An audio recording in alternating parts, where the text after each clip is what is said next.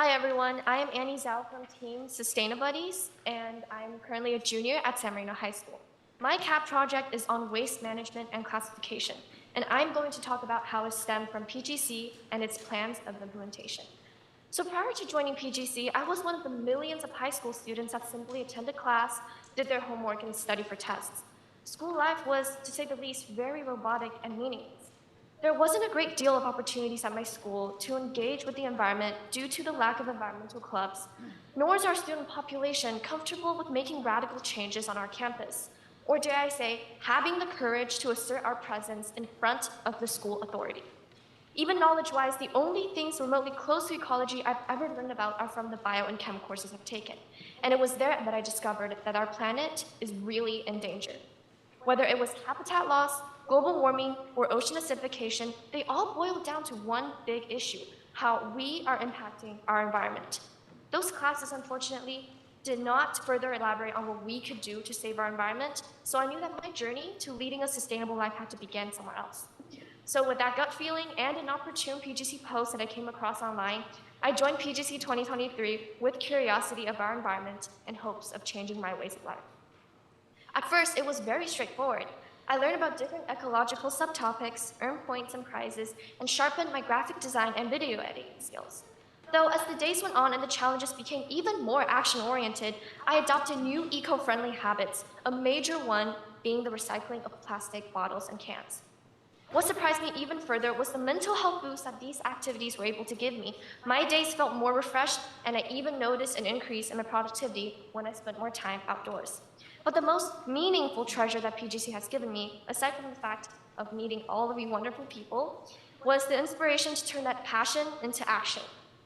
With challenges that required us to draft proposals and to reach out to local leaders and admins, PGC gave me the push I needed in order to get comfortable making changes in my community and, very importantly, to be assertive.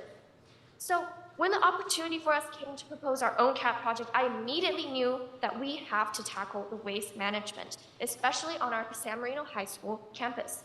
Why? While there are a sufficient amount of trash cans around, we have witnessed so many thrown away plastic bottles and cans that could have been recycled, and the cafeteria food that could have been donated. There is also one waste bin for all situation, and as convenient as it is definitely not very eco-friendly. And as I've prefaced, that my school lacked student-driven initiatives, there was no one that seemed to be even bothered by this trash problem. According to multiple sources, the US will run out of landfills within only 20 years.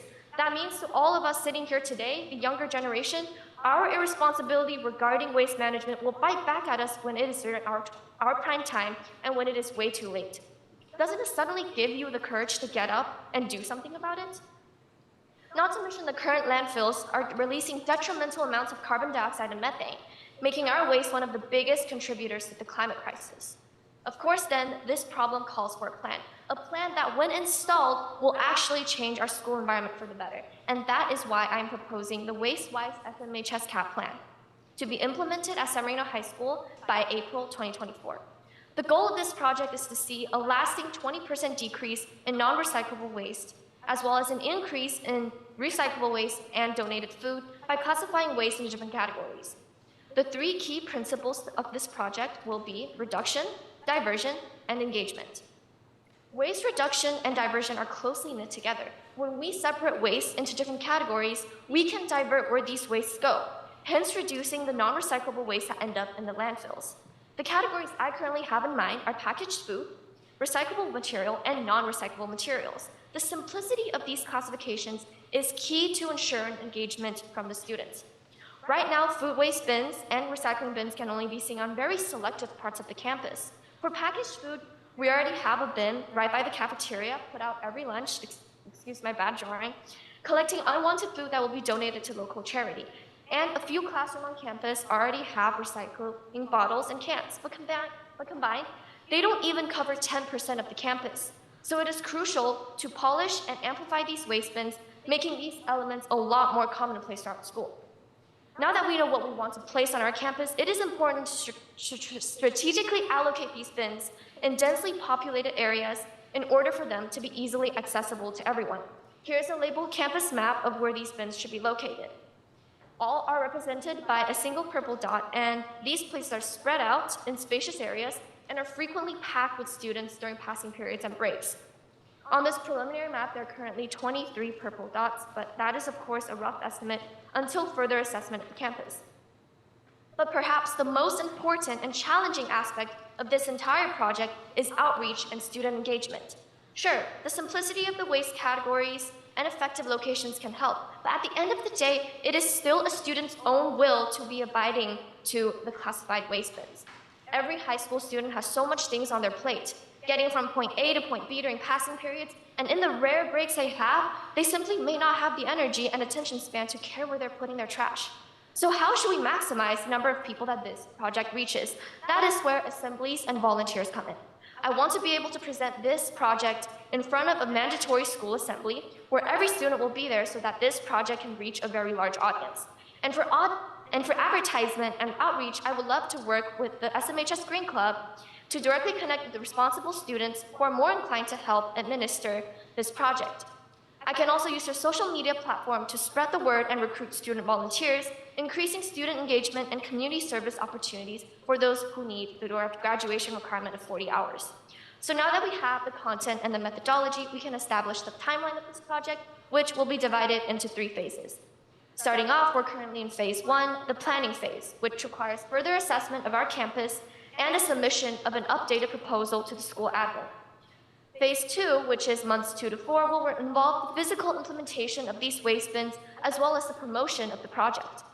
By presenting to the school population and posting flyers around campus to call for action and student volunteers, data of waste generation will be collected throughout phase 2 with the help of these volunteers. And that leads to the final phase of the project, phase 3 analysis. A report will be typed up, detailing the data analysis and the effectiveness of the overall project. I hope that by April 2024 and beyond, I can impact the community both environmentally and socially.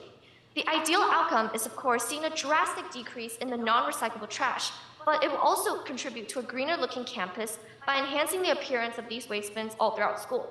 Socially speaking, not only would this project increase community engagement, but it would also build habits within these students, so that hopefully in their own individual households, they can even start waste classifying in their houses.